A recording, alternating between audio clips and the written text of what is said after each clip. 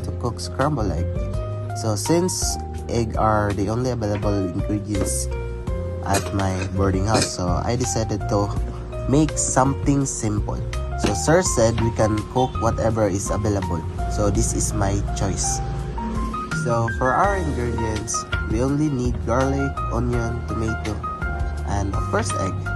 So sir, pasensya kayo because it was a bit hard to record while cooking since I'm alone here in my boarding house and I don't have anyone to help me film. So I choose these dishes because it's easy to cook, and of course most of students live in boarding house have already cooked this.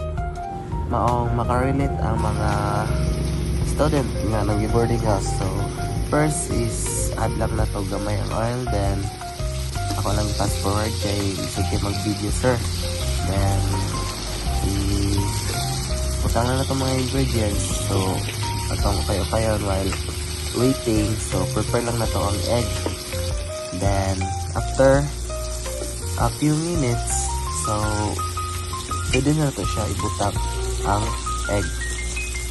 So this is what I do while cooking. So mag-wait na po tag minutes.